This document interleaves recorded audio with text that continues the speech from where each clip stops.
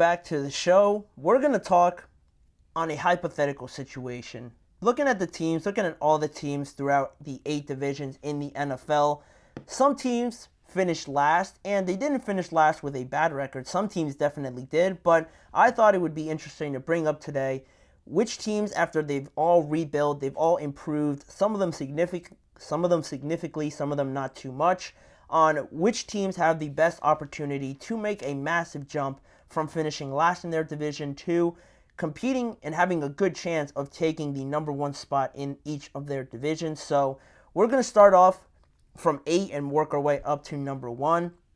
Starting at number 8, who has the least chance to go from worst to first? I have the Carolina Panthers. Not really too much of a chance for the Panthers. Not too much to say that I haven't said already. You know, it's only the beginning of this rebuild. They're only just taking their first initial step. They got a new head coach again, which means new ideas, new establishing of a culture, trying to get Bryce Young playing like a number 1 overall pick. They're doing better than they did last offseason, giving themselves better of a chance. But still, when you look at the Atlanta Falcons, when you look at the Tampa Bay Buccaneers as the main 2 contenders in my eyes for the NFC South title, the Carolina Panthers just don't really stack up to them. And in a perfect world, they could take 3rd place. But that's not what we're talking about. They could take 3rd place, and that would be a very successful season to them, because that would probably mean that they'd finish around 500 or close to that. So that's what they're competing for, not from worst to first, unfortunately for them. But moving on to the next team I have in the Arizona Cardinals, not so much on them as it was on the Panthers, but they're in a tougher division. They're not taking it from the 49ers. Not really much of a chance there, at least this year. And they're just building off last year. You have a healthy Kyler Murray coming in, learning fully the new offense that they're trying to implement. The additions that are coming in, I like them. Most recently with Marvin Harrison, and just overall with Marvin Harrison Jr. coming in. I love that. The development of their offensive line. James Conner still there. Trey McBride, their tight end. He broke out last year. And I also am a fan of head coach Jonathan Gannon. I think he brings the right attitude to that team, the right personality. So, again, they're just building on it. And, again, it would be great for them to finish 3rd ahead of the Seattle Seahawks. But for right now, I see it again as a 2-horse race between the Rams and the 49ers. But moving on to the next team at number 6, I have the Los Angeles Chargers here in my rankings. It was a tough one because with the team at number 5, it was a close decision here, but it more so came down to the competition in this division. I don't expect them to take it away from the Chiefs, so I think they have less of a chance to do that than the team at number 5. And again, they're just getting things going with this new identity with Jim Harbaugh coming over.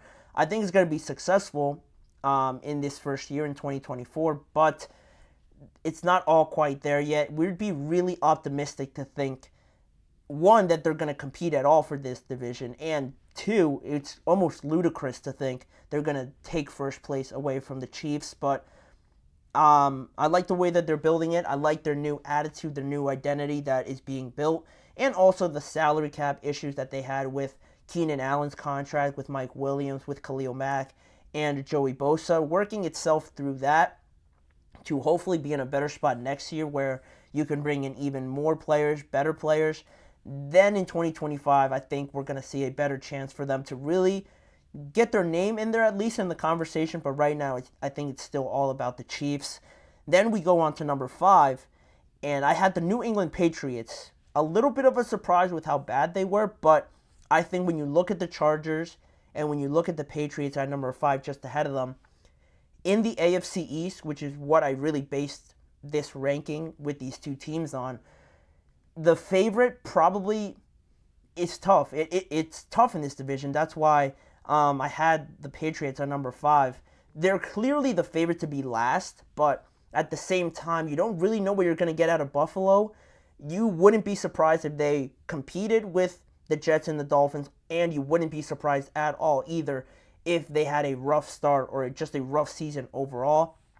And You move on to the Dolphins, and they look high-powered, they look fast, they look like they're building off of last year. But in the same breath, is Tua going to be their quarterback? Is he going to stay there long-term? That's a big decision that they're gonna have to make. And then you look at the Jets with all their health concerns and Aaron Rodgers, everybody talking about all these distractions. Are they going to be fully focused on winning that division first off before they get to the playoffs and all of that? So all three of those teams are better than the Patriots. They are still favored to be last, but all the indecisive around who's going to be number one and what they're going to look like is the reason why I have the Patriots just ahead of the Chargers, because there's no question the Chiefs are probably going to be first in that division. No chance that anybody, maybe the Raiders could give them a run for their money, but the Broncos and the Chargers I don't think really have a shot. So with that being said, I have the Patriots just ahead of them at 5, and at number 4, now moving on to the top 4 in the AFC South, I have the Tennessee Titans. They finished last year, but they arguably had the most turnaround, the most significant, what's the word I'm looking for? The most experienced turnaround, if that makes sense. You brought in established guys, more so than all the other teams that I have ahead of them. But again, at the same time, they have a lot of great additions. L'Jarius Sneed, you signed Calvin Ridley, you signed Tyler Boyd, you already have DeAndre Hopkins, you bring in Tony Pollard, which is a solid running back, and you're going to be a lot more offensive, which is great for all the weapons that you have. I love Brian Callahan and him bringing over his ideas from the Cincinnati Bengals, but the quarterback position, I'm not saying I expect Will Levis to be bad by any means, but it still remains a question. And if the quarterback is a question that you have, it means that you're not really there in contention just yet. I think Will Levis could be good, but learning a new system, I think we're definitely going to see some bumps, some bruises, some bad moments from him, still learning in really his second year still, so he's still super young. But that's really why I couldn't have the Tennessee Titans in the top 3, because of those reasons and also how just much better Houston got. They're definitely the favorites to win that division, and it's hard competing with them defensively as well, with how much firepower that they have. The Titans defense got better, but I think adding some more pass rush is another reason why I'm a little 50-50 on them. But overall, I have them at 4, and I don't think that's a bad place to rank the Tennessee Titans just off of one off season. They did phenomenal, so I have them at 4. And then we get into my top 3, and starting off with number 3, obviously, I have the Chicago Bears as the team with the third best chance, in my opinion, to finish first in their division.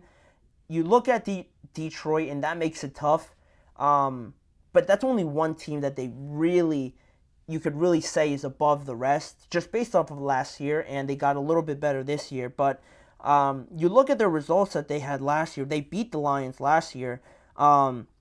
I think they got swept by the Packers, but overall, you look at those two rosters based on talent, it's a lot closer than a lot of people think. You also look at the Minnesota Vikings, very talented. I talked highly of them yesterday, but a rookie quarterback coming in, talented at wide receiver with Jordan Addison and Justin Jefferson, but TJ Hawkinson is hurt. I don't expect him to start the year. So the Bears could take advantage of that a little bit, and they brought in guys like Keenan Allen. They already had DJ Moore, Roma Dunze, DeAndre Swift. The offensive line is still one of the most underrated ones in the NFL. This division is going to be extremely close with the 3 teams, Chicago, Minnesota, and Green Bay. I wouldn't be surprised really at all with how highly I think of Caleb Williams also, that the Bears are surprising a lot of people and are keeping it close with the second place team. Maybe they are the second place team and they're within range at least of the Detroit Lions. If I had to put money on it, the Lions would probably be my pick, but it's close. It's close there with the Bears. They did a good job this offseason to give themselves a good chance and really compete for this division. But they're number 3. They're not number 2 because I have the Washington Commanders on there. And I just finished talking about the Titans adding the most experienced players to their team. Well, Washington just added the most in general. I'm pretty sure that they added the most players in this offseason, and players that really could make an impact on offensive line, on the defensive line as well. You drafted your quarterback. You brought in Austin Eckler. So they're doing things the right way, and I love how they're improving. And also, I think they will get Brandon Ayuk at some point. So we're holding off on the projections right there, but to have them second, and I think if they could get Ayuk, they could be the team most likely to go from last to first to have the highest chances of it. But the biggest thing with the Commanders and why I believe they have the second best chance to go from worst to first is because of the doubts that I have with Dallas.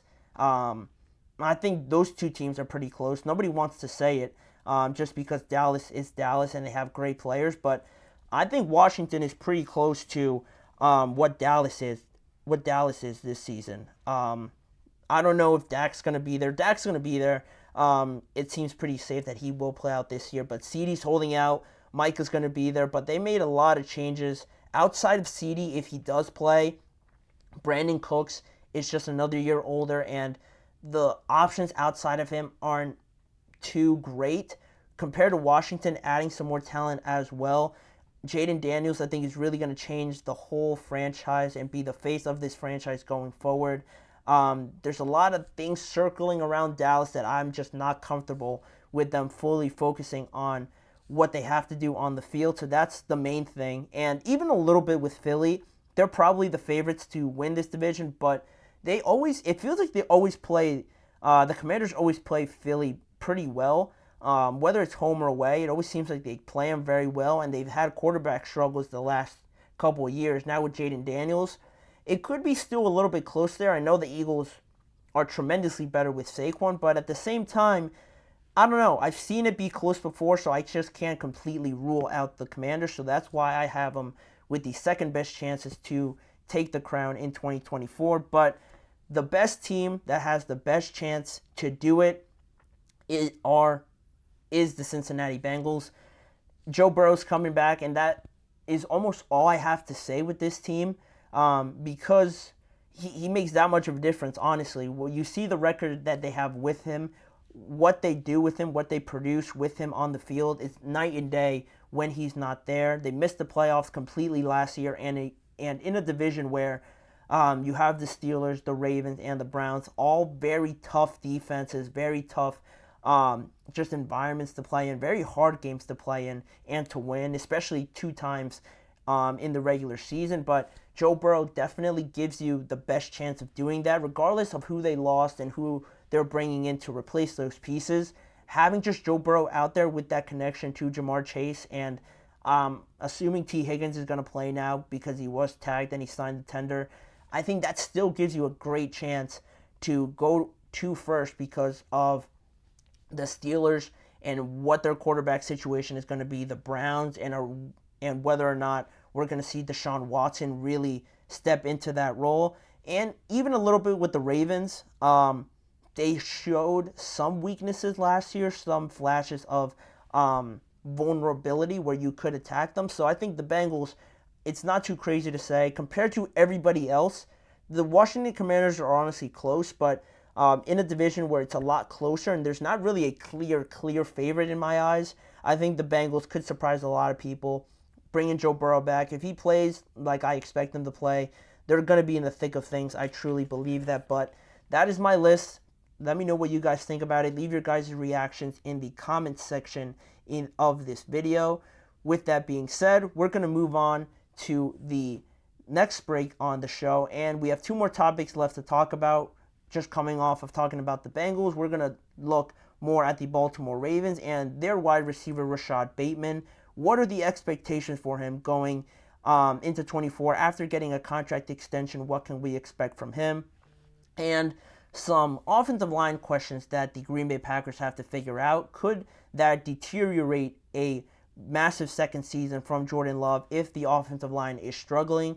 We're going to get to answering those questions after this break, so we'll be right back.